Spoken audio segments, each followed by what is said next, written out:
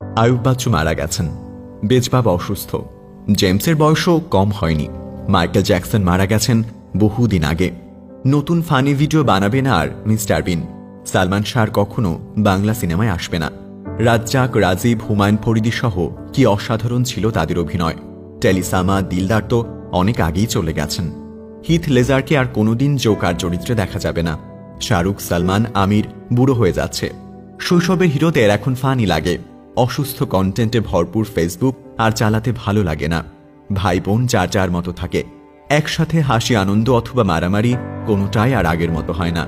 আক্ষরিক অর্থেই আমরা এই পৃথিবীর সবচাইতে ভাগ্যবান জেনারেশন। 90-এর মাঝামাঝি থেকে 2005-06 সাল অবধি আমরা যারা শৈশব কাটিয়েছে এই বাংলাদেশে, তারা কি পায়নি? তিন গোয়েন্দা আর দীপু নাম্বার 2 পড়া দিয়ে শুরু। কিশোর, মুসা, রবিন আর জিনার সাথে আমাদের ভীষণ বন্ধুত্ব। তারপর একটু বড় হতেই মাসুদ রানার রোমাঞ্চকর জগতে প্রবেশ, সাথে এক হাতে বাংলা সাহিত্য এবং নাট্য জগতে অন্যরকম ভালো লাগায় গড়ে দেয়া সেই মানুষটা। হিমু, মিসির আলী, শুভ্র, জহির, মুহিব, অপলা, জরি, তিলু, নীলু থেকে শুরু করে বাকের ভাই, মজিদ, টুনি, তিতলি কিংবা স্বাধীন, খুসরু, সুবর্ণা, মুস্তফা, হুমায়ুন ফরিদি, শাওন। আমরা সবকিছু পড়েছি, দেখেছি, হেসেছি, কেঁদেছি, ভালোবেসেছি। রোনালদো, রোনালদিনহো, বাতিস্তুতা, জিদানের শেষটা দেখতে না দেখতেই প্রবেশ করেছে মেসি, রোনালদো আর নেইমারের অতিমানবীয় জগতে।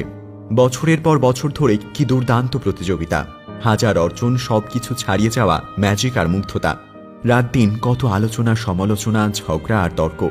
আমরা কিন্তু ব্রাজিল, আর্জেন্টিনা, ইন্ডিয়া আর পাকিস্তানকে সমর্থন করতাম। আমাদের সময় রিয়াল আর বার্সেলোনা ছিল আবাহনী আর মোহামেডান। আমরাই বোধ হয় শেষ জেনারেশন যারা সবাই মিলে ফুটবল খেলতাম। 22 টাকা দামের বল কিনতে আমরা সবাই চাঁদা তুলতাম। একটা ব্যাট কিনতে আমাদের অনেক কষ্ট হতো। আমরা মাঠে 30-35 জন থাকতাম, কিন্তু খেলার সুযোগ সবাই পেতাম না।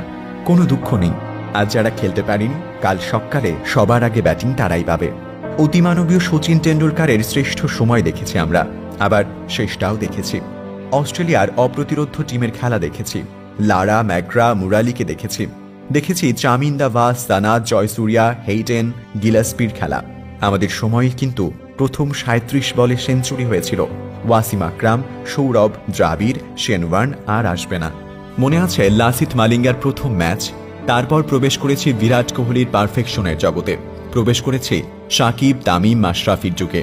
একটা নড়বড়ে দলকে চোখের সামনে মাথা উঁচু করে দাঁড়াতে দেখেছি। আমি নিশ্চিত করে বলতে পারি, কোনো একদিন বাংলাদেশ বিশ্বকাপ জিতে নিলেও আজকের এই জয়ের তীব্র আবেগটা আর থাকবে না। মেহরাব হোসেন, অপি, বুলবুল আর নান্নুরাই ছিল আমাদের হিরো। আমাদের সময় তো শুরুটা হয়েছে।